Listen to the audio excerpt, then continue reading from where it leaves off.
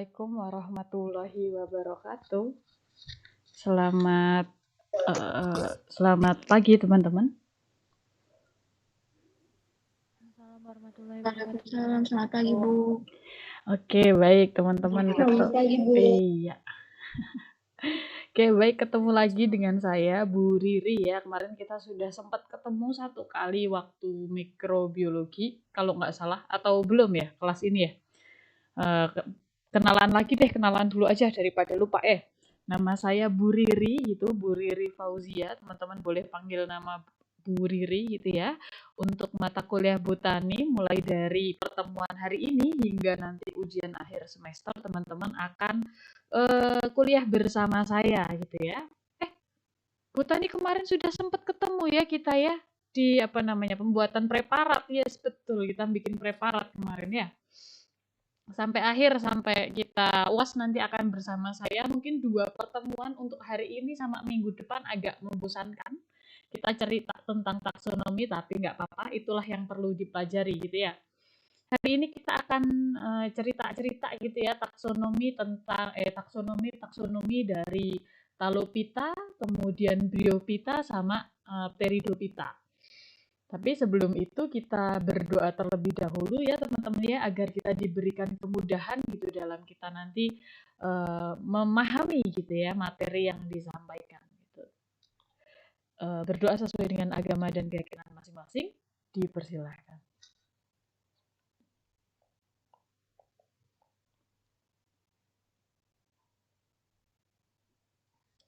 Ya cukup, baik teman-teman ya. Kalau kayak gini suara saya kenceng atau kurang kenceng? Udah pas Bu. Oke, soalnya kalau nggak salah kemarin mikrofon saya tuh agak gimana gitu, jadi benar-benar harus didekatkan ke bibir gitu. Tapi kalau segini sudah oke ya, alhamdulillah, nggak usah pegang-pegang lagi saya. Materi kita di mana ya? Oke, di sini materi kita.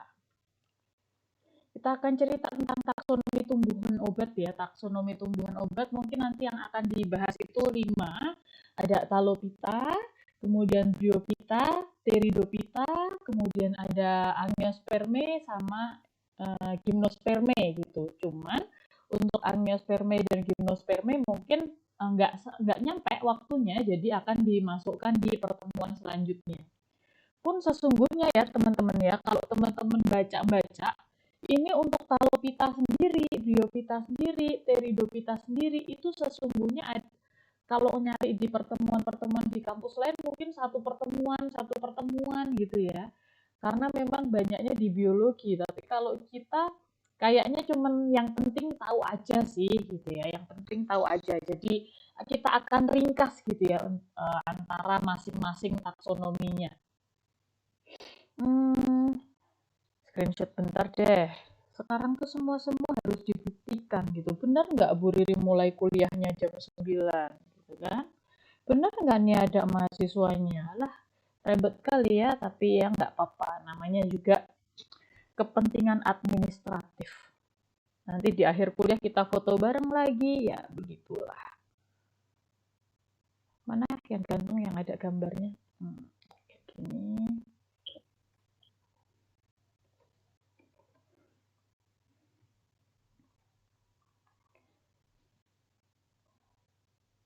Lucu kali Mbak Rizka, ada filter-filternya kayak gitu, lucu. Gemoy ya. Oke, kita akan cerita tentang taksonomi gitu ya, tumbuhan obat. Kan tumbuhan obat ada banyak banget gitu ya. Kita akan cerita taksonominya seperti apa. Nah, yang hari ini kita akan bahas ada Talopita, Bryophyta, sama Pteridophyta gitu. Sesungguhnya kalau kita ngomongin bahasa Latin, PHY itu bacanya V. Tapi entah kenapa bibir saya, lidah saya tuh Indonesia banget gitu yang bacanya Talopita gitu, Bryophyta.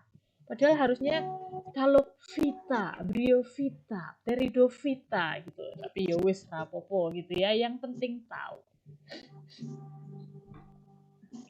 Siapa nih yang sambil gitaran nih?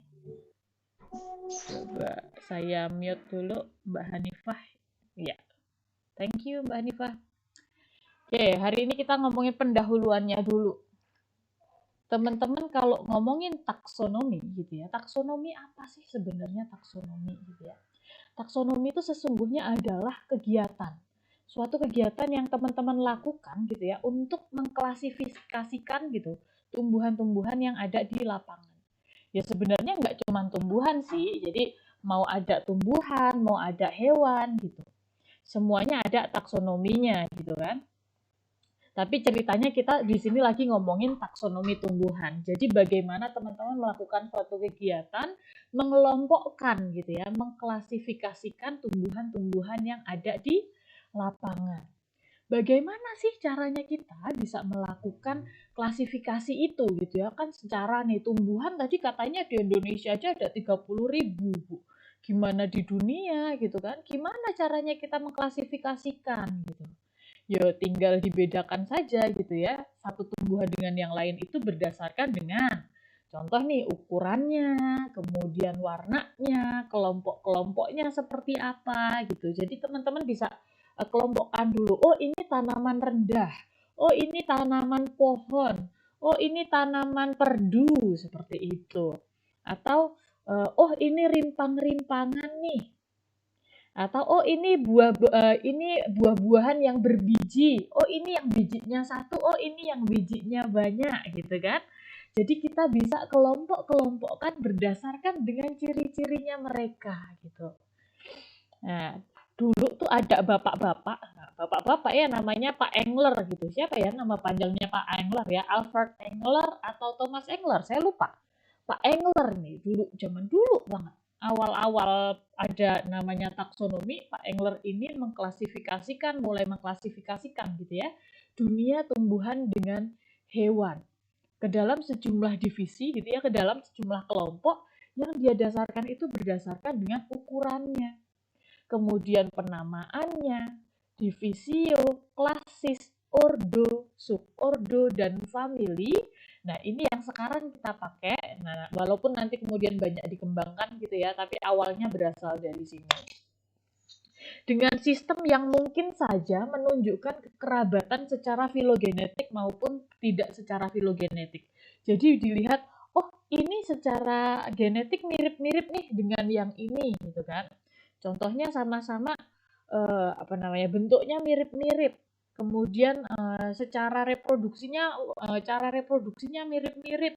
Kemudian oh tempat tumbuhnya sama-sama. Nah, dia bisa menunjukkan hubungan kerabatan filogenetik dan tidak. Kalau tidak secara filogenetik mungkin ya itu tadi ya. Oh sama-sama tumbuh di dataran yang mana, sama-sama dipanen saat apa, usia berbuahnya seperti apa, seperti itu. Tapi kalau filogenetik lebih ke sifat-sifat bawaannya dia. Nah, Pak Engler ini ya dulunya gitu, sebelum sekarang taksonomi itu banyak banget gitu ya, ada so much taksonomi gitu ya. Dulunya dibagi jadi 6 bagian aja sama Pak Engler ini. Yang pertama Talopita, kemudian Bryophyta, ada lagi Pteridophyta, ada Gymnosperme, sama Angiosperme. Satu lagi adalah hewan. Jadi dari Talopita sama Angiosperme ini dianggapnya dia adalah tumbuhan. Sedangkan satu kelompok lainnya adalah hewan. Jadi 1, 2, 3, 4, 5, 6. Menurut Pak Engler ada 6 kelompok gitu ya. Nah, sedangkan si Angiosperme ini dibagi menjadi Dicotyledon dan Monocotyledon. Loh Bu, kalau Talopita, Bryophyta, Pteridophyta apakah tidak dibagi-bagi juga? Ada juga. Nanti kita akan bahas gitu ya teman-teman. Pada pertemuan kali ini kita masih bahas 3 ini dulu. Talopita, Bryophyta, dan Pteridophyta. Kok pileknya Bu Riri nggak hilang-hilang ya Bu dari kemarin mikrobiologi? Dari kemarin botani minggu kemarin. Ya gimana? Ternyata masih pilek. Oke, kita masuk ke Talopita gitu ya, teman-teman ya. Jadi apa sih Talopita itu? Talopita itu adalah tumbuhan-tumbuhan yang dia itu masih nggak bisa dibedain akarnya yang mana, batangnya yang mana, daunnya yang mana, itu masih belum bisa dibedakan, teman-teman. Karena bentuknya sedemikian rupa gitu. Contoh nih, ada bakteri, ada alga, ada fungi. Nah, ini adalah kelompok-kelompok dari Talopita. Dari bakteri, alga, fungi, kalau teman-teman perhatikan masih belum bisa dibedakan yang akar, batang, sama daun yang mana. Jadi dia belum berupa tumbuhan tingkat tinggi. Nah, kita bahas dulu yang bakteri dulu ya. Bakteri atau sering dipanggil gitu namanya adalah bakteriofita. Nah, bakteriofita ini adalah kelompok tumbuhan yang ukurannya kecil banget, teman-teman ya. Hanya 0,75 sampai 8 mikron. Mikron itu seribunya milimeter. Wah, kecil banget ya. Berarti sepersejutanya 1 cm. Nah, itu aja 0,75 sampai 8 mikron. Nah, kemudian bagaimana bakteri ini bisa bereproduksi gitu ya? Bakteri itu bereproduksinya nggak pakai biji, nggak secara kawin, enggak gitu ya. Jadi dia bereproduksinya dengan cara pembelahan biner gitu. Jadi bakteri ini nggak kayak kita gitu ya, yang ketika udah usia 25 ditanyain kapan nikah gitu, enggak. Kemudian udah nikah ditanyain kapan punya momongan gitu kan. Udah punya momongan 1, adiknya mana nih gitu. Udah punya anak 2, kok masih sepi nih, nambah 1 lagi bisa gitu. Kalau bakteri no problem, tenang aja. Jomblo pun dia masih bisa beranak pinak gitu ya. Karena dia bereproduksi dengan cara pembelahan biner. Kemudian sebagian besar dari bakteri ini dia tidak punya klorofil gitu ya. Nggak kayak tanaman-tanaman atau tumbuhan-tumbuhan pada umumnya yang gede-gede kayak pohon mangga, pohon belimbing, itu kan mereka banyak klorofilnya. Nah, bakteriofita ini tidak memiliki klorofil, tapi beberapa di antaranya punya pigmen gitu ya, zat warna yang warnanya hijau juga, mirip dengan klorofil. Hanya saja pigmen ini berbeda dengan klorofil, dia tidak bisa digunakan untuk fotosintesis. Bakteri itu dia di dalam kehidupannya banyak melakukan reaksi kimia gitu ya, karena dia melakukan metabolisme ya, maka banyak sekali metabolit-metabolit yang dihasilkan. Entah itu metabolit primer maupun metabolit sekunder. Kalau metabolit primer tentu saja dia pakai untuk dia bertahan hidup, untuk energinya dia sehari-hari. Yang kalau umpamanya dia tidak punya metabolit primernya, tentu saja dia akan mati gitu. Nah, kemudian dia juga punya namanya metabolit sekunder. Sama kayak tumbuhan-tumbuhan yang lain gitu ya. Metabolit sekunder itu lebih ke kayak pertahanan diri gitu ya. Jadi umpamanya nih ada suatu serangan dari organisme lain. Nah, dia punya metabolit sekunder untuk melawan itu gitu. Jadi walaupun dia nggak punya metabolit sekunder, sebenarnya ya hidup juga gitu ya. Tapi dengan memproduksi metabolit sekunder dia bisa menunjang daya hidupnya gitu ceritanya. Nah, reaksi kimia yang dilakukan ini dapat digunakan untuk identifikasi dan diferensiasi. Itu tadi biasanya yang membedakan antara satu bakteri dengan yang lain itu adalah metabolit sekundernya. Digunakan untuk identifikasi dan diferensiasi. Biasanya metabolit sekunder dari satu bakteri dengan bakteri yang lainnya itu berbeda. Ada yang digunakan untuk bertahan hidup, ada yang digunakan untuk, contohnya apa ya, metabolit sekunder itu ada yang digunakan untuk melawan dari organisme lain, ada yang digunakan untuk melindungi dirinya dari suhu yang ekstrim, ya semacam itu ya metabolit sekunder. Sehingga ini bisa digunakan untuk identifikasi dan juga diferensiasi. Bakteri, nah itu kalau di kehidupan sehari-hari ternyata banyak sekali digunakan gitu ya teman-teman ya. Contoh kalau mau bikin minuman seperti anggur, aseton, alkohol gitu kan. Atau yogurt gitu kalau teman-teman mau bikin yogurt gitu kan. Mau bikin keju itu pakai bakteri juga. Jadi Kalau di kehidupan sehari-hari ternyata banyak sekali kegunaannya dia. Kalau di dunia kefarmasian emang penting Bu, ya penting banget gitu ya. Dia penting bisa jadi sebagai tokoh protagonis, bisa jadi sebagai tokoh antagonis. Kalau sebagai tokoh antagonis gitu di dunia kesehatan biasanya dia adalah bakteri-bakteri yang sifatnya patogen. Patogen itu apa? Patogen itu adalah yang menimbulkan suatu penyakit gitu ya, yang menimbulkan suatu penyakit pada tubuh hostnya gitu. Tapi selain dia bersifat patogen gitu ya, seringkali dia juga memproduksi metabolit sekunder yang tadi saya cerita bahwa dia digunakan untuk melawan organisme lain untuk mempertahankan hidupnya. Ternyata metabolit sekundernya itu bisa kita ambil, kita ekstrak, dan itu bisa digunakan sebagai antibiotik. Gitu teman-teman ya. Jadi di dunia kefarmasian penting juga gitu. Walaupun 10% dari anggota bakteri ini dia sifatnya patogen, tapi dia juga bisa kita ambil gitu ya, karena dia mengkonversi reaksi biokimia gitu ya. Dia bisa menguraikan bahan obat dan juga obat. Selain itu karena dia punya metabolit sekunder tadi, dia bisa kita gunakan sebagai antibiotik.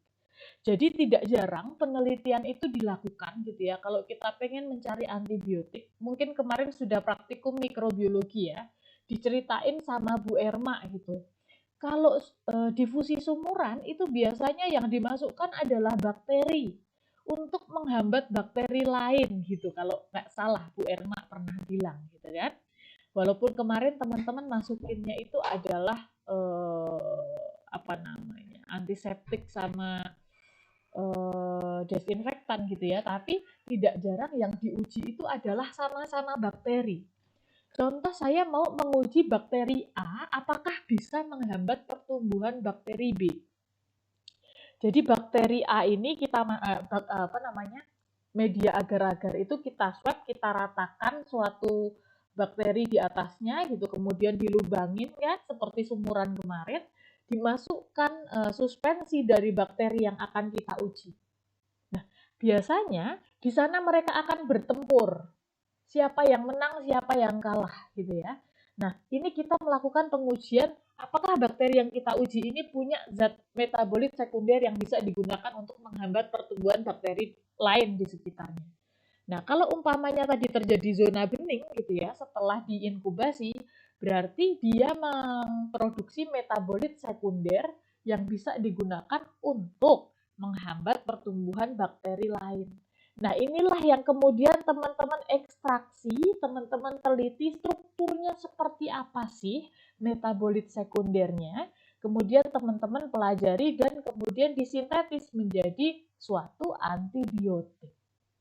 Makanya kalau ada yang namanya amoxicillin, kemudian ada cefixim, ada ceftriaxone, ada amphotericin, itu biasanya mereka awal mulanya didapatnya dari mikroorganisme juga.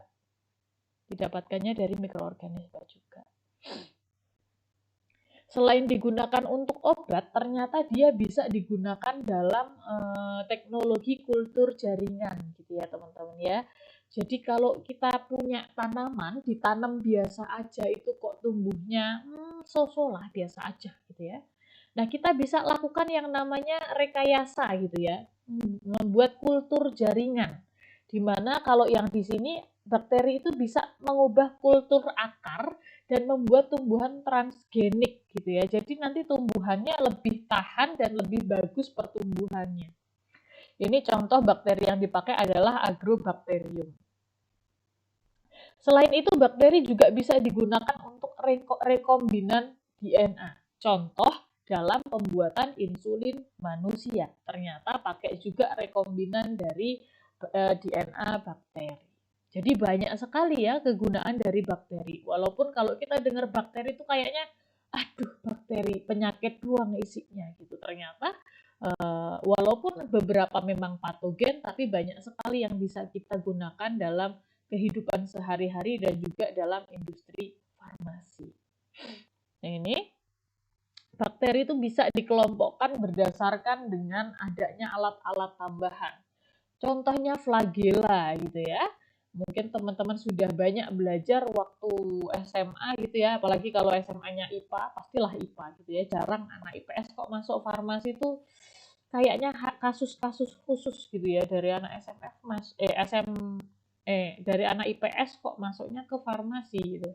Karena butuh effort lebih untuk belajar. Tapi kalau teman-teman yang dulunya dari SMA pasti sudah tahu lah flagela. Jadi flagela itu punya jumlah dan posisi tertentu yang ada di badan bakteri. Selain flagela, nah, beberapa bakteri juga punya kapsul ya, kapsula. Jadi kapsula itu adalah kayak selimut gitu ya, selimut, suatu lapisan yang menyelimuti tubuhnya si bakteri sehingga bisa mempertahankan dirinya dari gangguan di luar. Selain itu ada juga pembentukan endospora. Nah, ini bisa letak endospora di dalam tubuh bakteri ini bisa digunakan untuk menentukan bakteri ini kelompok yang mana sih masuknya gitu. Kemudian pigmentasi. Nah, pigmentasi dari warna aja gitu ya. Ternyata dari warna aja kemudian bisa menjadikan dasar di mana kelompok bakteri ini punya ciri khas tertentu. Oh, bakteri yang ini warnanya kalau umpamanya dicat pakai fusin warnanya jadi pink. Oh, yang itu kok warnanya jadi biru. Nah, makanya bisa menyebabkan pengelompokan bakteri dengan ciri khas pigmentasi ini. Nah, ini kalau berdasarkan dengan bentuknya ya teman-teman ya, secara umum bakteri dibagi menjadi 3. Ada yang bentuknya bacillus. Bacillus itu namanya basil ya. Basil itu bahasa Latin dari batang. Basil. Jadi memang bentuknya seperti batang, seperti ini teman-teman. Panjang, panjang, panjang gitu ya. Contohnya siapa? E. coli. E. coli yang paling terkenal ya, bentuknya seperti ini E. coli. Ada lagi Bacillus subtilis, bisa seperti ini juga. Kemudian Clostridium welsi itu dia bentuknya batang juga. Loh Bu, saya kemarin tuh Bu, waktu praktikum mikrobiologi tuh bunder-bunder tuh Bu bakterinya. Oh iya betul, bunder-bunder ada juga. Namanya kokus ya. Kokus itu bahasa Latin dari bulat. Bulat itu kokus. Nah, kokusnya bisa jadi cuman bulat sendirian, atau bareng-bareng sama temennya gitu ya, bersama dalam koloni gitu ya. Koloni pun macam-macam, ada yang koloninya cuman berduaan doang, 1, 2, ada yang 4 bulatan, 1, 2, 3, 4 gitu ya. Ada yang banyak gitu. Nah, kalau dia koloninya hanya terdiri dari 2 kokus, berarti namanya dia adalah diplococcus. Kalau umpamanya 4, berarti ya tetracoccus. Kalau 8, sarkina. Sarsina. Nah, sarsina. Ada juga yang nggak teratur nih. Nggak jelas nih bentuknya, Staphylococcus. Contoh Staphylococcus ada banyak. Contohnya ada Staphylococcus aureus juga ada. Nah, kemudian ini apa ya Bu, kok melenoi-lenoi seperti ini? Nah, ini spiral ya. Bentuknya spiral. Karena bentuknya memang spiral, ada lekukan-lekukannya gitu ya. Contohnya apa? Contohnya ada Vibrio gitu ya. Ini kalau yang Vibrio lekukannya cuma 1. Tapi kalau yang lekukannya banyak, contohnya adalah Spirillum, ya. Ini kalau mau dilihat, nah ini spare itu bulat, kokus ya, bulat-bulat. Nah kalau 2 ini namanya Diplococcus. Contohnya adalah Streptococcus pneumonia. Kemudian ada yang seperti ini, panjang. Nah ini Streptococcus pyogens, contohnya yang punyanya Streptococcus pyogens. Kemudian yang 4 ada Tetracoccus ya, Tetracoccus. Kemudian yang 8, 1, 2, 3, 4, 5, 6, 7, 8 itu Sarsina. Contoh Sarsina adalah Sarsina ventriculi. Kemudian ada yang banyak dan tidak beraturan, ini Staphylococcus namanya. Ini yang bulat-bulat tadi ya. Kemudian ini yang basil, bentuknya basil.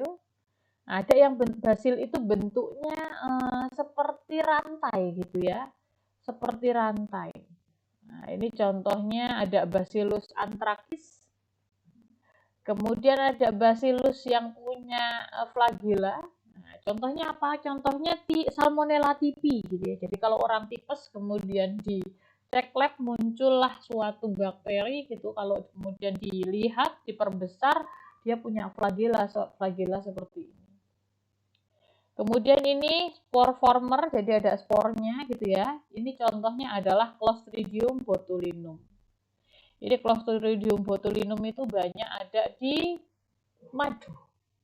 Banyak ada di madu. Makanya kalau anak bayi umurnya belum lebih dari 1 tahun tidak disarankan gitu ya untuk mengkonsumsi madu. Walaupun madu itu emang bagus gitu ya, tapi kalau untuk anak usia di bawah 1 tahun belum boleh. Bukan belum boleh ya, belum baik gitu ya. Karena anak di bawah 1 tahun itu pencernaannya belum sempurna. Sedangkan di sana banyak bakterinya. Jadi disarankan untuk nanti dulu. Ditahan dulu besok-besok lagi. Kemudian ini spiral gitu ya. Tadi spiral itu yang satu lekuannya namanya Vibrio. Contohnya adalah Vibrio cholera. Namanya aja Vibrio cholera berarti dia menyebabkan penyakit kolera. Kemudian ada yang seperti ini. Nah, ini namanya Spirilla. Contohnya apa? Contohnya adalah Helicobacter pylori. Yang kadang seringkali membuat teman-teman itu GERD gitu ya. Gastroesophagus reflux disease. Ya. Jadi nanti isi lambung teman-teman itu asam lambungnya naik gitu ya. Karena sphincternya teman-teman. Jadi ceritanya kalau umpamanya teman-teman mau apa namanya? Mana pointer? Nah, ini kalau teman-teman mau makan gitu kan nih di dalam sini kan ada sphincternya tuh kalau mau masuk ke apa namanya? Masuk ke lambung. Ada sphincternya. Ada klep gini loh sphincter itu. Klep gitu Mas. Kalau ada makanan masuk dia akan kebuka. Tapi kalau ada makanan mau balik keluar itu nggak bisa, dia akan menutup. Nah, itu sphincter. Nah, si Helicobacter pylori ini dia akan menyebabkan si sphincter ini tuh lemes, letoy. Jadi yang tadinya kalau umpamanya dia masuk itu bisa dan keluar itu nggak bisa karena dia letoy, keluar aja. Makanya kemudian asam lambungnya up, bisa muntah-muntah. Spirilla, contohnya Helicobacter pylori. Selain itu pylori juga bisa merusak dinding dinding lambung ya, jadi makanya cepat perih gitu. Kemudian ada apa ini Spirochetes, contohnya adalah Treponema pallidum. Nah, jadi ini adalah bentuk-bentuk bakteri secara umum, ada Coccus, Bacillus dan juga spiral. Itu tadi bakteri. Kemudian kita pindah ke alga. Tadi kan ada bakteri, alga, fungi ya. Bakteri sudah, kita ke alga. Alga itu mungkin kalau teman-teman sebut gitu ya, paling gampangnya namanya adalah ganggang gitu ya. Ada mungkin kalau waktu SMA dulu ada ganggang merah, ganggang hijau gitu ya. Ganggang biru yaitu adalah alga. Ukurannya mulai dari yang kecil banget gitu ya, dari 25 mikrometer, kecil banget navicula, sampai yang panjang banget ada, sampai yang 50 meter pun ada ya, makrositis namanya, makrosistis. Kalau yang navicula ini kecil-kecil banget, yang makrosistis ini panjang, biasanya adanya di laut yang makrosistis.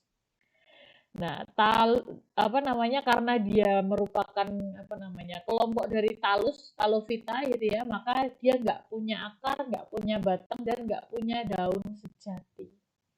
Nah, bisa jadi dia selnya satu, bisa jadi selnya banyak. Bisa jadi dia sendirian, bisa jadi hidup berkoloni.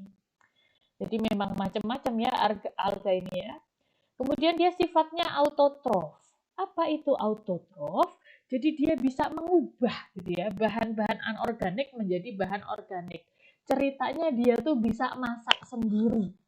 Kayak kayak teman-teman kalau ngekos kan ada yang masak sendiri, nyuci sendiri. Nah, sama.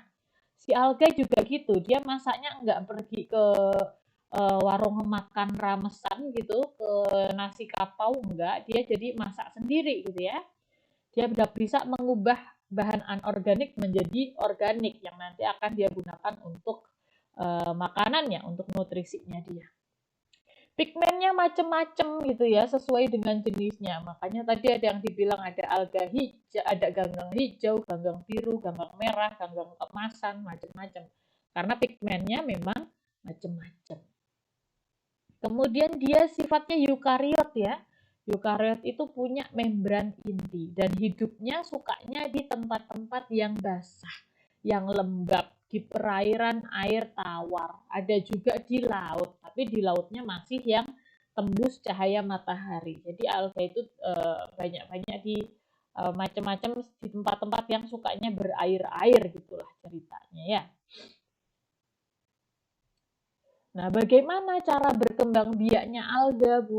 Kalau tadi siapa namanya? Si bakteri kan jomblo aja no problem, Bu. Kalau alga kayak mana, Bu? Nah, alga itu bisa berkembang biak secara vegetatif, bisa secara generatif gitu ya. Kalau secara vegetatif gitu ya, secara aseksual, jadi memang ada yang dia itu berkembang biaknya sama kayak si bakteri tadi dengan cara pembelahan biner gitu ya.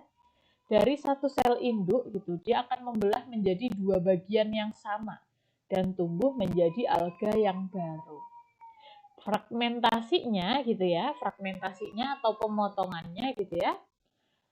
Filamen atau talus yang sudah putus gitu ya, akan tumbuh menjadi suatu alga baru.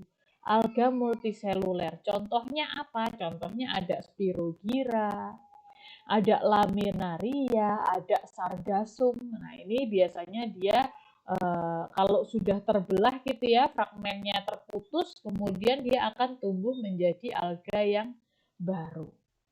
Nah, kemudian ada lagi caranya dia secara pembentukan spora. Jadi dia akan menghasilkan spora dari pembelahan dinding sel induknya.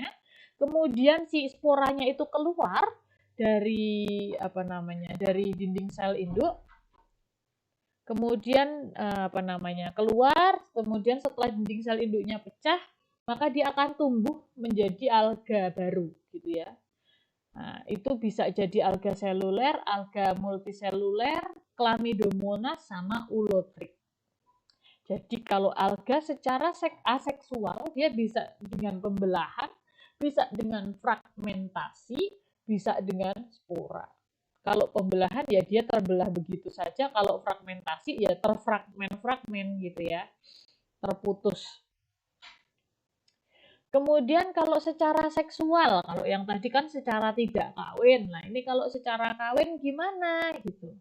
Jadi kalau secara seksual atau secara generatif, alga itu bisa bereproduksi dengan cara isogami, anesogami, sama oogami.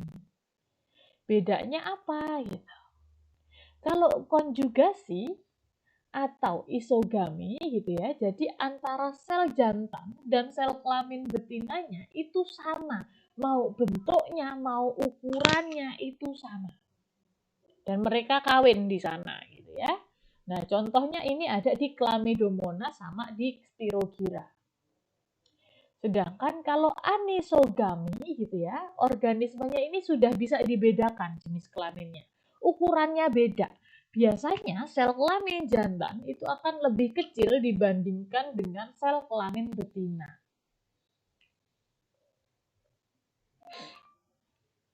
Kemudian oogami. Nah, oogami ini organisme yang berbeda jenis kelaminnya dan masing-masing sudah punya alat kelamin atau gametangium gitu ya. Jadi teman-teman bisa bedakan antara yang isogami, ini cowok sama cewek sama aja gitu ya, masih sama aja.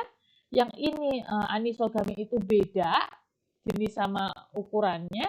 Kalau oogami jenis sama kelaminnya beda pun dia berasal dari organisme yang berbeda.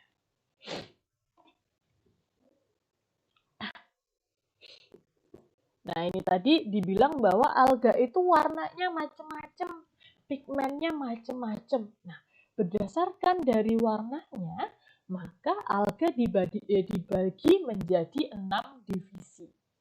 Ya, ada divisi Euglenophyta, ada divisi Chlorophyta, ada divisi Phaeophyta, ada divisi Rhodophyta, Chrysophyta, sama terakhir Pyrrhophyta, gitu ya. Bedanya di mana? Ya warnanya. Kalau Euglenophyta itu dia, nanti kita akan jelaskan kenapa kok dia warnanya tidak disebutkan di sini. Kemudian Chlorophyta dia warnanya hijau. Chloro ya kayak klorofil gitu, ada hijaunya. Phaeophyta itu coklat. Nah, ini yang saya suka warnanya itu Rhodophyta. Rhodophyta itu merah. Kemudian Chrysophyta, chryso ya, keemasan. Jadi warnanya cantik gitu. Kadang agak kehijauan tapi seringnya keemasan. Kemudian ada Pyrrhophyta. Pyrrhophyta itu dia ganggang api. Kenapa dibilang ganggang api gitu ya? Ya karena dia seperti api gitu ya. Menyala dalam gelap gitu. Bagus gitu. Contohnya apa sih? Nanti kita akan jelaskan. Masuk ke Euglenophyta dulu ya. Euglenophyta itu dia adalah organisme yang selnya cuma satu. Jadi kenapa tadi agak bingung gitu ya, ini apa sih ya? Karena memang banyak yang bingung, Euglenophyta ini mau dimasukkan ke alga atau mau dimasukkan ke hewan gitu ya. Karena dia ini mirip dengan hewan.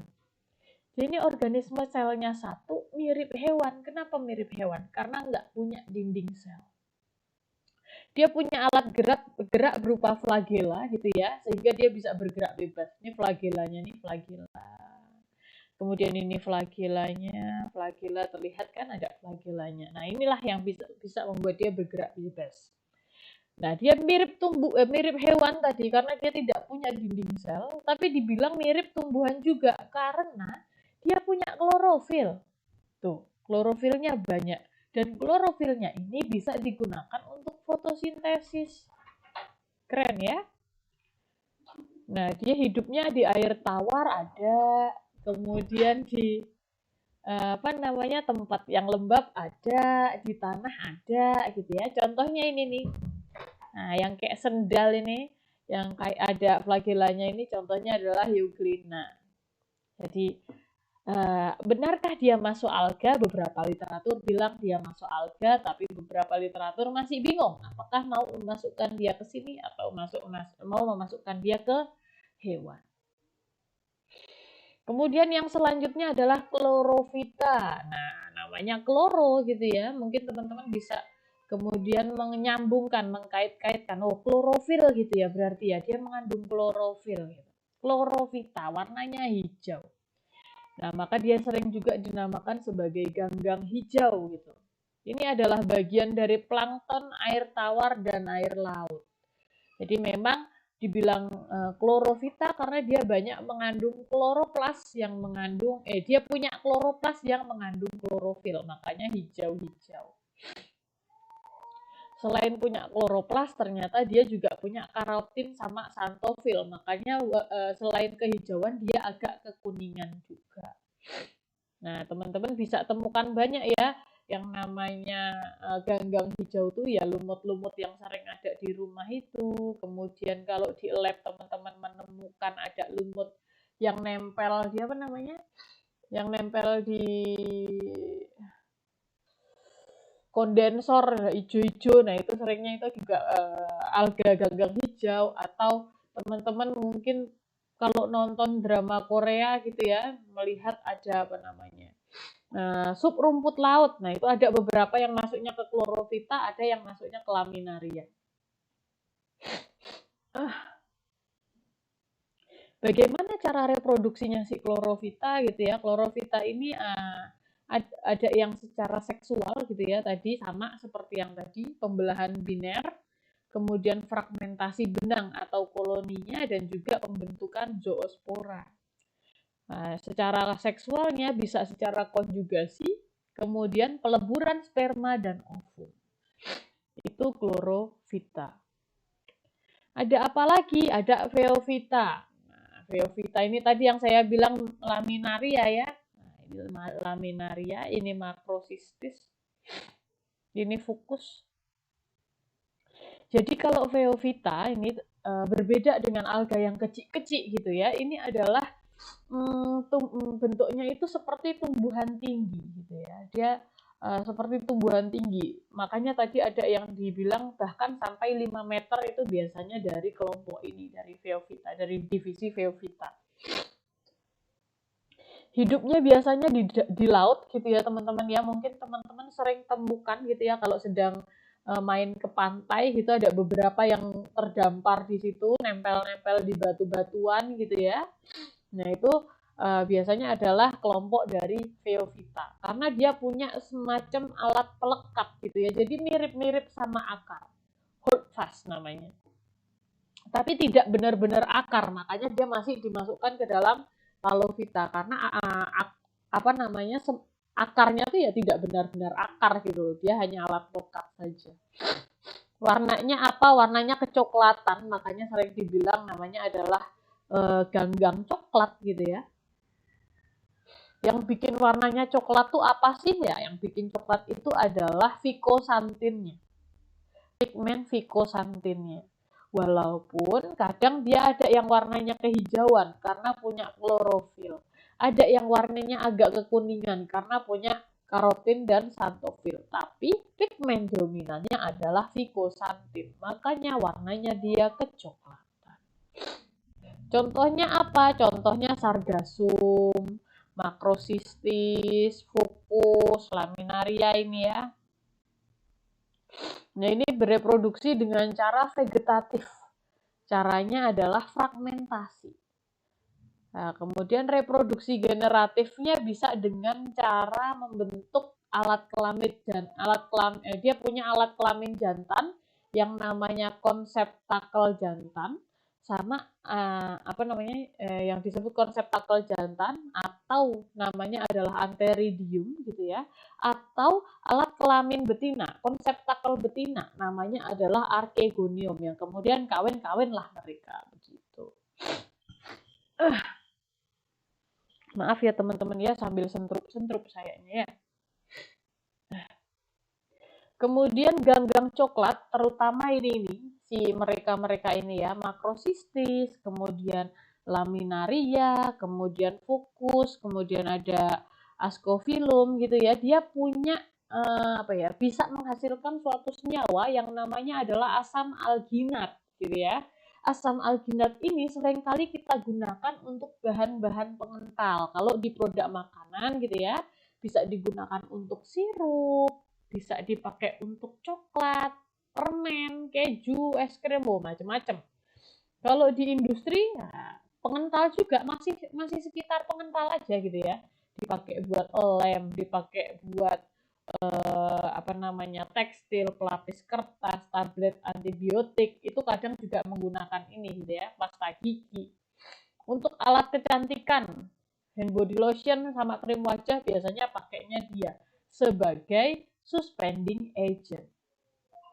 Jadi kalau teman-teman di industri farmasi gitu ya, natrium alginat itu biasa dipakai sebagai suspending agent atau kadang digunakan untuk penstabil pada pembuatan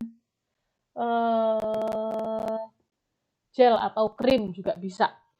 Jadi karena kalau ada suatu zat kalau teman-teman bikin sediaan gitu ya, sediaan cair maupun semi padat di mana zat aktifnya itu tidak bisa larut, maka teman-teman berpikir bagaimana caranya saya bisa mendistribusikan zat aktif saya ini secara merata dalam sediaan saya. Jadi kalau mau dicolet di atas, dicolet di samping, dicolet di tengah, dicolet di bawah, dosisnya sama. Soalnya kalau umpamanya nggak kayak gitu, didiemin dia ngendep di bawah, otomatis yang di atas nggak dapat dosisnya, yang di bawah overdosis gitu kan. Teman-teman mikir, kayak mana caranya biar partikel zat aktif saya ini merata dan tidak nggak ngendep-ngendep lagi. Nah, teman-teman butuh yang namanya pengental. Contohnya pakai asam alginat ini tadi sebagai suspending agent. Suspensi. Natrium alginat dari Veovita. Kemudian ada apa lagi? Ada rhodovita. Nah, rhodovita ini dia sering dipanggilnya sebagai ganggang merah karena warnanya memang kemerahan. Loh kok bisa merah, Bu? Gitu ya. Karena dia punya pigmen yang namanya vicobilin gitu ya. Vicobilin ini dibagi dua juga antara vicoerythrin yang merah sama vicocyanin itu biru. Makanya kadang warnanya itu kemerahan atau keunguan gitu ya. Ganggang merah, Rhodophyta. Ganggang merah ini banyakan hidupnya di laut gitu ya. Bentuk tubuhnya seperti rumput, makanya nah kayak gini. Mungkin teman-teman sering bilangnya ini adalah rumput laut gitu ya, rumput laut. Nah, tubuhnya bersel banyak gitu teman-teman, kemudian bentuknya seperti lembaran seperti ini.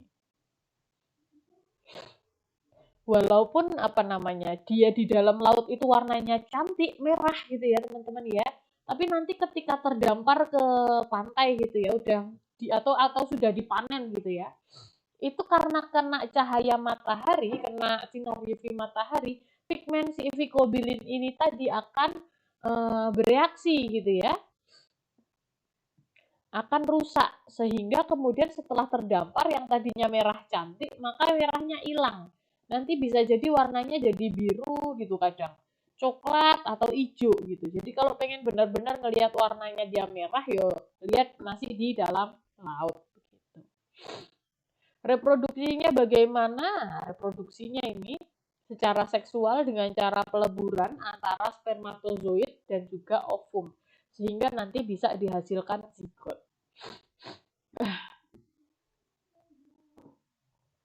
Contoh dari Rhodophyta apa? Contohnya ini ya, Eusema spinosum. Nah ini, jadi kalau di laut terlihat warnanya merah gitu ya, tapi setelah dipanen, nah merahnya rusak ternyata jadinya hijau atau coklat. Gitu. Kemudian Gelidium. Nah ini Gelidium bentuknya seperti ini, mirip-mirip dengan Rhodymenia. Kalau umpamanya yang buat dipakai buat dibikin agar-agar tuh yang mana, Bu? Nah ini yang Eusema spinosum ini. Jadi Eusema spinosum ini biasa digunakan sebagai penghasil agar-agar di daerah dingin.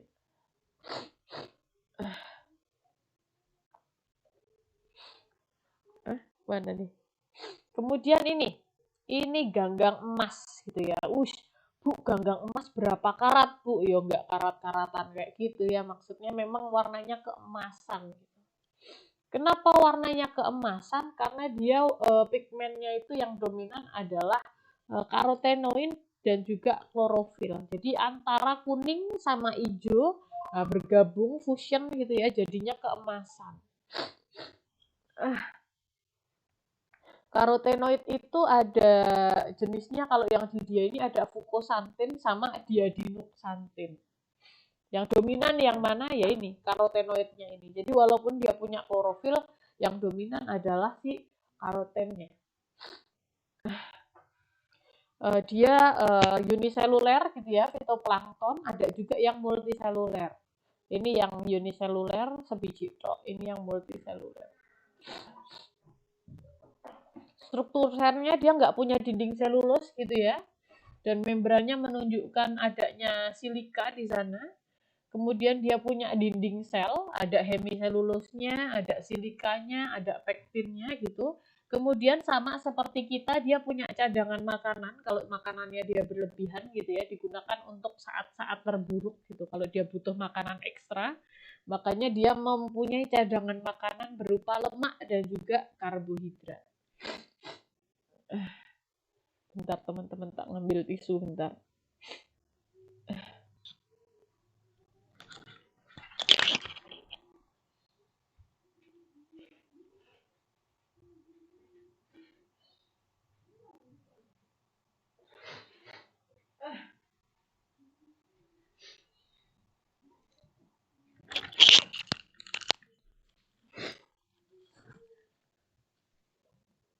Nah, emas sudah ya. Kemudian sekarang ini adalah alga yang cantik menurut saya ya. Ini adalah alga atau ganggang api gitu ya. ganggang api. Sebutannya adalah Dinoflagellata gitu ya teman-teman ya. Kenapa dia disebut ganggang api gitu ya? Karena biasanya dia punya suatu senyawa-senyawa fluoresen gitu ya yang bisa menyala dalam gelap. Dia tubuhnya tersusun atas satu sel gitu ya, punya dinding sel yang bisa bergerak aktif kemana-mana. Gitu. Sebelah luarnya ada celah dan alurnya, masing-masing mengandung satu flagel. Dindingnya berupa lempengan selulus, bentuknya poligonal gitu ya, saling bersambungan dan sangat rapat. Kemudian dia berkembang biaknya dengan cara membelah diri. Nah, ini hidupnya di air laut atau air tawar, Bu. Ya, sebagian besarnya di laut, tapi ada juga yang hidup di air tawar, walaupun tidak banyak. Nah, kalau alga api yang hidup di laut, dia punya ini, sifat fosforescens ya, karena dia punya fosfor sehingga dia bisa memancarkan cahaya. Keren sekali ya. Biasanya dia hidup di laut gitu ya, sebagian kecil hidup di darat. Benar tadi dia bisa memancarkan cahaya, makanya dia disebut sebagai ganggang api. Nah, ini seperti ini teman-teman ya.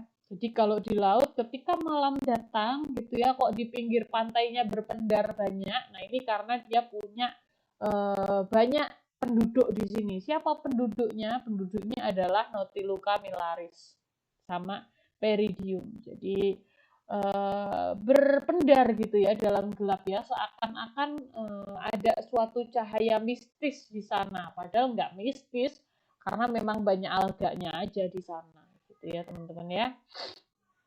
Makanya kalau teman-teman melihat di National Geographic gitu ya, atau di TV atau di mana gitu ya, kok ada laut yang pantainya itu berpendar ketika malam, ya memang ada seperti itu karena ada virovitanya.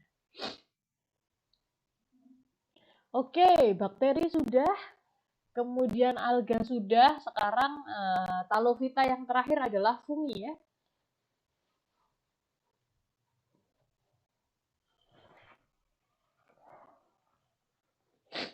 Fungi itu adalah organisme kemoheterotrof gitu ya. Dia perlu senyawa organik untuk nutrisinya dia. Buat apa sih senyawa organik? Ya sebagai sumber karbon dan juga sumber energi biar dia bisa tetap hidup gitu ya. Nah, tubuh fungi bisa terdiri dari hifa. Hifanya bisa jadi berserat maupun tidak bersekat maupun tidak bersekat. Kemudian fungi ini nggak punya membran inti ya, makanya dibilang namanya eukariot. Dia juga nggak punya klorofil, maka dia heterotrof. Ada yang uniseluler, ada yang multiseluler. Ada yang selnya satu, ada yang selnya banyak. Beberapa punya zat warna juga. Kemudian dia mendapatkan nutrisi dengan cara absorpsi. Bentuknya seperti apa, Bu? Bentuknya macam-macam gitu ya. Kemudian dinding selnya ada zat kitinnya di sana sebagai penyusunnya. Nah, ini fungi secara garis besar dibagi menjadi 4. Nah, ada zygomicota gitu, zygomicota, ada ascomicota, ada basidiomicota sama deuteromicota. Hanya yang deuteromicota ini masih misterius gitu ya, masih belum jelas seperti apa sih bentuknya dan masih perlu diteliti. Zygomicota, namanya zygomicota gitu ya, maka dia bereproduksi secara seksual, jadi secara zygospora. Kalau secara aseksualnya dia pakainya spora gitu ya. Hifanya bentuknya hifa senositik. Kemudian dinding selnya dia punya kitin, zat kitin di sana. Kemudian dia punya haustoria, si haustorianya ini menghasilkan zygosporangium gitu ya. Contohnya apa untuk zygomicota gitu? Contohnya ada Rhizopus stolonifer gitu. Kemudian ada Biovira bassiana. Nah, ini yang ascomicota. Ascomicota dia bereproduksinya kalau yang seksual secara ascospora, kalau yang aseksual pakai conidiaspora. Bedanya apa sama yang tadi? Hifanya bersekat. Nah, kemudian intinya banyak, kemudian sporanya nggak punya flagela. Contohnya apa? Contohnya Saccharomyces cerevisiae. Penicillium notatum juga. Kemudian ada lagi Basidiomycota. Basidiomycota ini reproduksinya secara seksualnya pakai Basidiospora. Kalau aseksualnya sama pakai Conidiaspora. Hifanya bersekat gitu ya. Hifa vegetatifnya punya satu inti haploid. Kemudian contohnya apa? Contohnya adalah Volvariella volvaceae, Amanita phalloides, Ganoderma aplantum. Kemudian ini tadi yang masih misterius tadi Deuteromycota. Deuteromycota ini bentuknya masih belum diketahui, reproduksinya secara seksual juga masih belum diketahui, tapi secara aseksualnya secara sporangiospora. Hifanya bersekat juga, punya kitin juga di dinding selnya, contohnya adalah Tinea versicolor, kemudian epidermophyton, kemudian epidermophyton flucosum sama trichophyton. Itu untuk Talovita. Jadi Talovita tadi ada bakteri ada macam-macam, kemudian ada alga ada macam-macam lagi berdasarkan dengan warna, kemudian ada fungi. Fungi biasanya dipisahkan berdasarkan dari ini tadi, cara reproduksinya. Kemudian yang kedua adalah Bryophyta ya. Talovita sudah selesai, kita pindah ke Bryophyta. Sesungguhnya Bryophyta ini jarang gitu ya dipelajarin di farmasi karena hanya sedikit lah yang sering dipakai di farmasi, tapi nggak apa-apa. Bryophyta ini kurang berperan gitu ya teman-teman ya di dalam kefarmasian, tapi dia punya daya tarik untuk fitokimia karena punya beberapa metabolit sekunder gitu ya yang bisa digunakan. Jadi Bryophyta ini lumut-lumutan ya, lumut-lumutan. Ya dia adalah lumut gitu ya. Tubuh dari Bryophyta atau lumut itu ada yang bentuknya lembaran, ada juga yang bentuknya seperti tumbuhan, kecil dan juga tegak gitu. Ukurannya biasanya kecil-kecil, kalau yang yang kecil itu cuma 1 sampai 2 cm gitu, segede-gedenya dia itu paling 20 cm saja, enggak sampai kayak yang tadi laminaria sampai 5 meter enggak. Lumut berbentuk tumbuhan kecil yang berdiri tegak dan memiliki bagian-bagian tubuh yang mirip dengan akar, batang, dan daun. Jadi belum betul-betul akar, batang, daun. Mungkin hanya akar, batang, daun semu saja gitu ya. Kemudian dia tidak punya xilem dan floem, nggak punya jaringan angkut ya. Nggak punya pembuluh angkut, dia punyanya adalah empulur saja.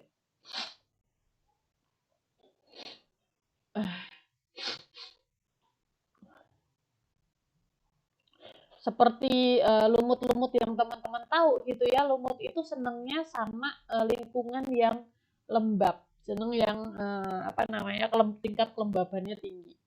Ciri-cirinya seperti apa? Ciri-cirinya hijau gitu ya warnanya, karena mereka punya klorofil. Kemudian gametofitnya lebih dominan dibandingkan dengan sporofitnya.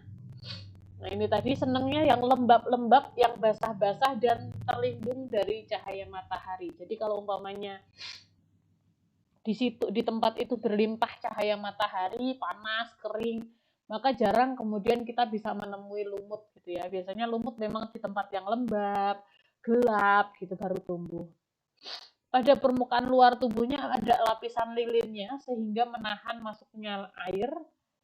Nah, ini adalah peralihan dari Talovita ke Cormovita. Jadi masih tidak bisa jadi dia mirip-mirip dengan tumbuhan yang punya akar, batang, daun, tapi masih semu gitu loh. Jadi kalau Talovita kan masih nggak bisa dibedakan akar, batang, sama daunnya. Kalau Cormovita itu kan sudah bisa dibedakan gitu kan. Tapi kalau si lumut itu Yo kayaknya ada batang, ada daun, ada akar, tapi itu semu gitu.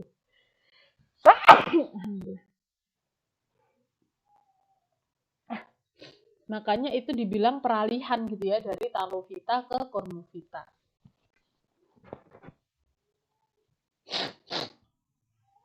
Klasifikasinya seperti apa? Nah, ini dia dibagi berdasarkan dengan bentuk gametofitnya. Maaf ya teman-teman ya, dengan pileknya saya jadi kayaknya terganggu gitu penjelasannya, maaf ya. Oke, berdasarkan dengan bentuk gametofitnya ada lumut tuh dibagi menjadi lumut hati, kemudian lumut tanduk, dan juga lumut daun. Kalau lumut hati, nah kayak gini gambarnya ya teman-teman ya, bentuknya lembaran gitu ya. Kemudian biasanya dia nempel-nempel gitu aja di tanah, di pohon gitu, di tebing. Nah dia nempel-nempel aja gitu bentuknya lembaran-lembaran seperti ini. Contohnya siapa? Contohnya ada Marsanthia polymorpha sama Rhizocarpus natans. Kemudian ada lumut tanduk gitu ya. Lumut tanduk itu dia nggak hanya punya satu kloroplas gitu ya, biasanya hidupnya di sungai, danau, selokan gitu ya. Kenapa dibilang tanduk ya? Karena memang kayak ada tanduk-tanduknya gini loh dia, nyuncurut-nyuncurut gitu. Contohnya adalah Anthoceros. Kenapa dibilang Anthoceros? Ceros kan tanduk, ya betul ya. Nah, makanya namanya lumut tanduk. Kemudian ada lumut daun gitu ya, lumut daun atau Bryopsida. Nah ini disebut juga sebagai lumut sejati. Wih, sejatinya saya adalah lumut. Bentuk tubuhnya berupa tumbuhan kecil gitu ya, dengan bagian seperti akar. Makanya nggak dibilang akar, hanya seperti akar, rhizoid, seperti batang dan seperti daun gitu ya. Nah ini munculnya banyak di tempat-tempat yang lembab. Kayak gini contohnya, ini adalah Aerobiris longissima.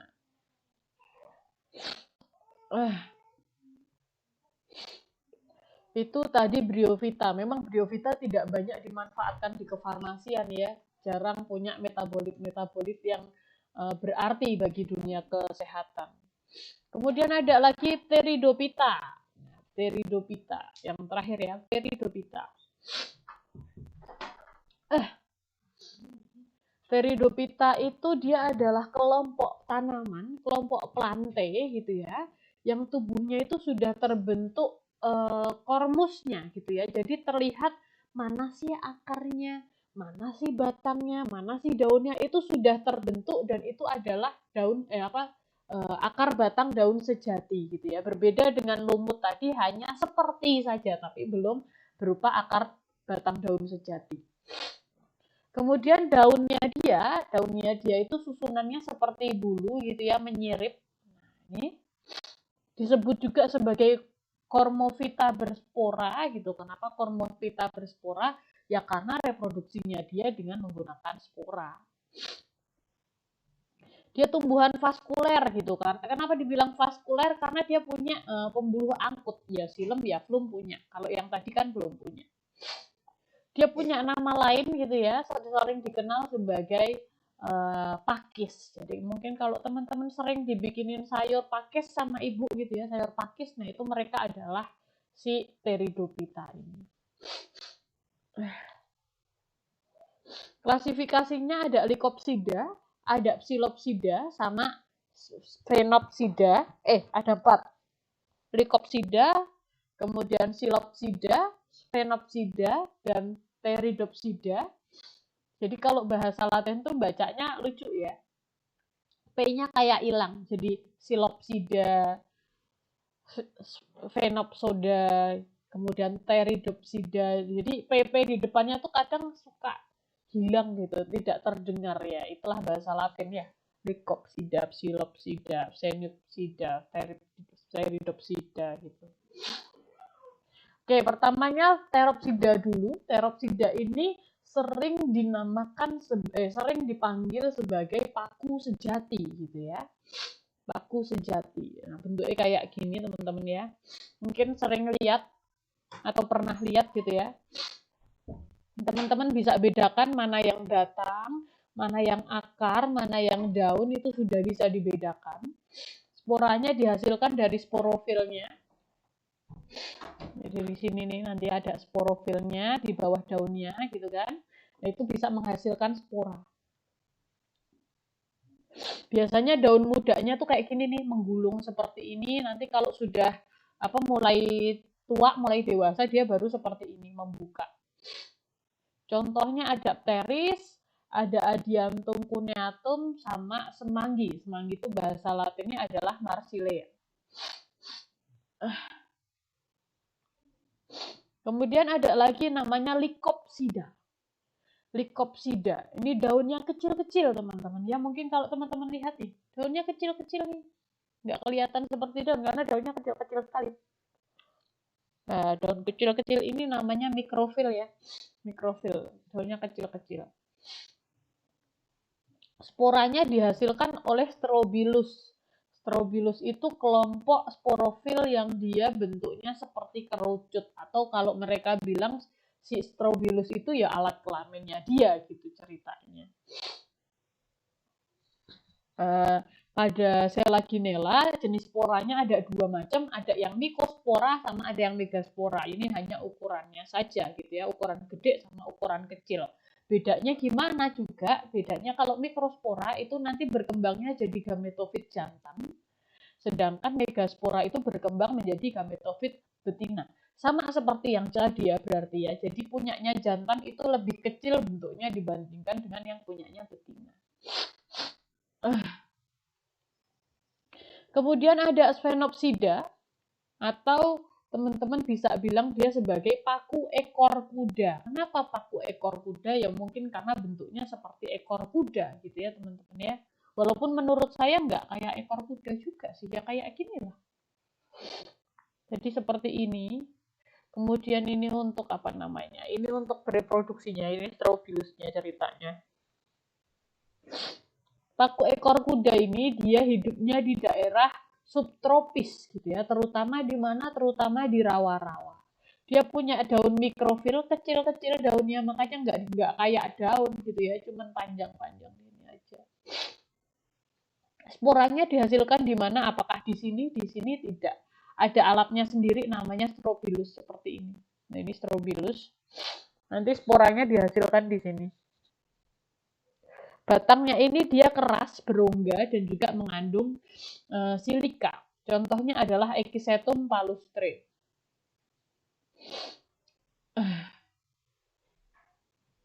Kemudian Silopsida, atau sering disebut juga sebagai namanya paku purba. Sama, masih bentuknya, bentuk daunnya mikrofil juga. Batangnya bercabang, nih batangnya bercabang, dikotom gitu ya. Kemudian fungsinya sebagai untuk fotosintesis juga karena banyak klorofil di sini. Kemudian pada ruas-ruas batang, nah ini pada ruas-ruas batang muncul dihasilkanlah sporangium. Nah, sporangium ini kemudian menghasilkan spora yang kemudian nanti digunakan untuk bereproduksi. Contohnya siapa ya ini? Contohnya adalah Silotum nudum. Sudah selesai teman-teman materinya hari ini. Jadi tadi sudah cerita banyak ya, ada kita sudah cerita tentang apa tadi? Talovita, kemudian tentang Bryophyta dan Pteridophyta. Ada yang mau ditanyakan sampai sini?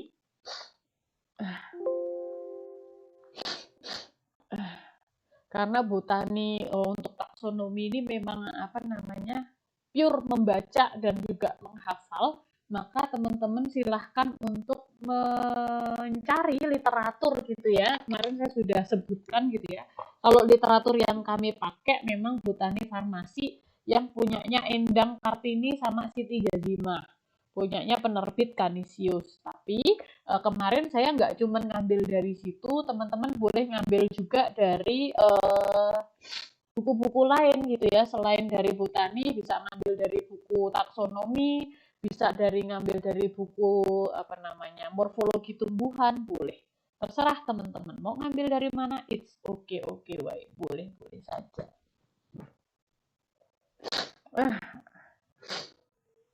Mbak Anggi, ternyata kursi kita sama tuh, kembar loh. Jangan-jangan Mbak Anggi di sebelah saya. Oh enggak ya, enggak ada ternyata. Oke. Ada yang mau ditanyakan? Belum? Gimana Mbak Eva? Ya Bu, izin bertanya ya Bu. Nama saya Pastri. Saya mau nanya, tadi kan si Helicobacter pylori itu kan nyebabin GERD. Nah, itu tuh asalnya dari mana Bu? Soalnya saya GERD juga, dan itu nggak tahu asal bakteri itu dari mana, dan baru tahu kalau itu dari bakteri juga. Oke.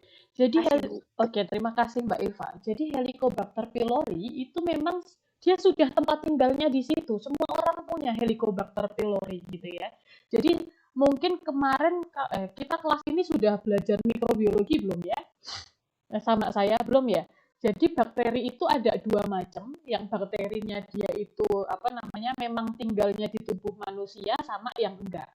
Ya, kalau bakterinya yang memang tinggalnya di tubuh manusia, memang sesungguhnya dia itu enggak masalah ada di tubuh manusia. Hanya saja ketika dia berkembang biak terlalu banyak, dia bisa menyebabkan hal-hal yang tidak diinginkan. Atau dia sebenarnya nggak ngapain-ngapain, hanya saja ketika tubuh kita yang imunnya sedang nggak bagus gitu ya, nutrisi kita tidak tercukupi, energi kita tidak tercukupi, nah kitanya letoy, lemes, daya tahan tubuhnya turun, kemudian bakteri yang tadinya tidak patogen kemudian bisa menginfeksi kita. Gitu. Jadi bakteri H. pylori ini datangnya dari mana, Bu? Bakteri H. pylori itu ya di perut sudah ada sebenarnya. Dari makanan-makanan juga ada. Jadi sesungguhnya bukan bakteri yang berbahaya gitu, enggak. Tapi ketika mungkin Mbak Eva stres, Mbak Eva capek gitu, biasanya kemudian pertahanan tubuhnya turun, kemudian si H. pylori ini kemudian bisa meningkatkan asam lambung di apa namanya? Meningkatkan asam lambung yang ada di lambung dan juga membuat si sphincternya tadi yang saya cerita, sphincternya harusnya kalau makanan itu mau naik itu nggak bisa, pintunya nutup. Nah, sphincter ini kemudian letoy, jadi pintunya keplek-keplek gitu aja, buka nutup aja. Jadilah GERD, kemudian muntah. Seperti itu Mbak Eva. Jadi sesungguhnya H. pylori datangnya dari mana ya? Ada aja di situ sesungguhnya gitu. Terus Bu, kan misalkan GERD itu kan saya udah konsultasi dan itu emang nggak bisa sembuh dan akan berulang. Jadi karena dia itu udah banyak bakteri Helicobacter itu, jadi pintu masuk makanannya itu udah rusak ya Bu? Enggak rusak juga. Jadi sphincter itu tuh uh, bukannya rusak, hanya ya ceritanya kayak insidental gitu loh. Ketika daya tahan tubuhmu turun, ya sphincternya letoy gitu. Tapi kalau dirimu udah sehat lagi ya balik lagi gitu. Tidak kemudian dia merusak gitu, enggak. Tapi mungkin bisa jadi ketika itu sudah parah gitu ya, yang rusak itu adalah dinding lambungmu karena terkikis oleh asam yang sangat tinggi gitu. Nanti terjadi apa namanya lesi-lesi, lecet-lecet pada si lambung. Nah itu yang berbahaya, bikin perih gitu. Nah mungkin nanti kalau pengen cerita panjang tentang GERD, lebih cocoknya ngobrolnya sama Pak Dirga, Pak Irfan, Bu Nurul. Nah itu kayaknya lebih oke deh, karena mereka lebih expert di bidang klinis. Gitu. Tapi kalau saya mungkin secara garis besarnya seperti itu. Gitu. Kalau detailnya monggo ke Pak Dirga dan kawan-kawan yang lebih expert. Oke, semoga bisa menjawab sedikit ya Mbak Eva ya. Ada lagi teman-teman? Gimana Mbak Giska? Maaf Bu, izin bertanya. Izin memperkenalkan diri dulu Bu, nama saya Giska, NIM-nya 043. Nah kalau tadi kan Ibu nyebut kalau misalkan dari ganggang itu bisa jadi, kalau nggak salah bisa jadi suspending agent ya Bu. Nah itu tuh maksudnya diekstrak atau ada proses tersendirinya gitu, atau dari semua ganggang alga itu emang mempunyai sifat yang bisa di variasi menjadi suspending agent, atau hanya alga tertentu aja ya Bu? Iya, tadi natrium alginat tadi ya. Tadi yang punya natrium alginat itu punyanya si ganggang mana sih? Natrium alginat. Saya juga lupa dari mana natrium alginat ya. Natrium alginat. Natrium alginat itu di sini. Sini ada mana agak? Alga, oi, oi, oi, Alga, oi. Tuh kok hilang? Wah, Alga tuh di depan ya.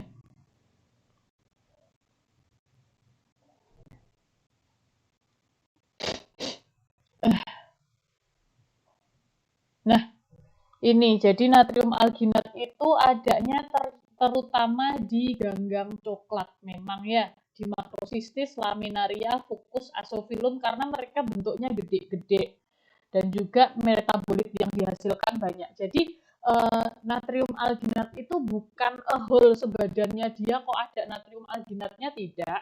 Hanya saja mereka memproduksi metabolit sekunder yang namanya natrium alginat.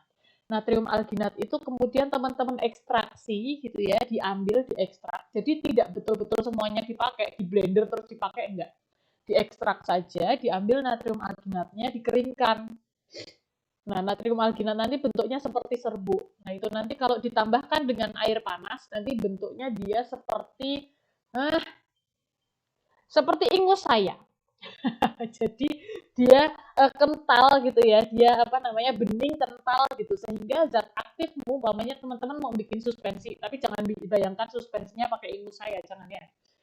Seperti mungkin ini, biar lebih bagus ya, lendirnya lidah buaya mungkin ya. Lendirnya lidah buaya mungkin kalau teman-teman bayangkan. Jadi ketika teman-teman punya tepung beras itu kan tidak larut di dalam air gitu gambarannya ya. Kemudian teman-teman pengen biar tepung beras itu tidak mengendap gitu ya, biar homogen. Nah, dikasihlah itu pengental itu. Nah, setelah dimasukkan, diformulasikan, maka dia bisa digunakan sebagai suspending agent. Jadi tidak seutuhnya, hanya diekstraksi saja, diambil natrium alginatnya. Kalau pengen ngelihat natrium alginat seperti apa, lihatlah ke lab sana, main-main ke lab.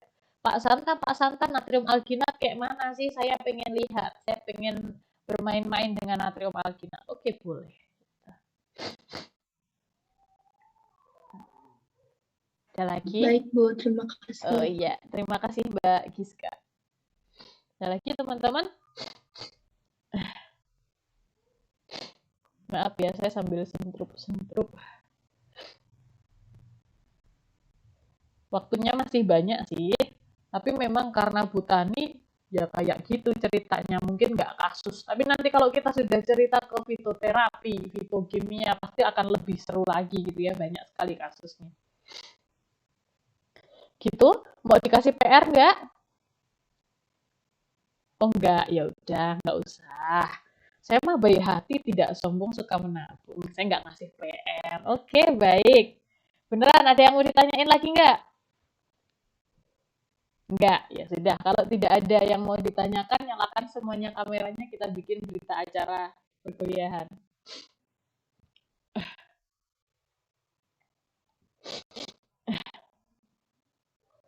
Oh, ini Mas Gede yang kemarin menghubungi saya ya. Untuk minggu ini kayaknya saya belum punya waktu untuk pengganti mikrobiologi ya. Mungkin nanti akan saya kabarkan kembali ya. Oke, slide pertama saya print screen. 1, 2, 3. Iya. Mana nih? Kemudian slide selanjutnya boleh. 1, 2, 3.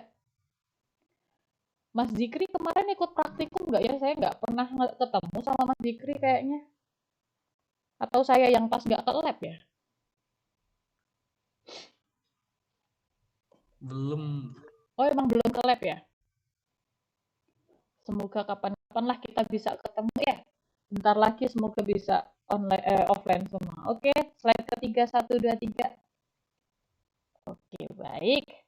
Terima kasih teman-teman atas kehadirannya. Mohon maaf apabila dalam menyampaikan materi disertai dengan sentrup-sentrup yang tidak nyaman di telinga gitu ya teman-teman ya. Mohon maaf juga apabila ada materi-materi yang tidak tersampaikan dengan baik. Saya cukupkan perkuliahan kita pada pagi hari ini. Wassalamualaikum warahmatullahi wabarakatuh. Waalaikumsalam warahmatullahi wabarakatuh. Terima kasih Bu.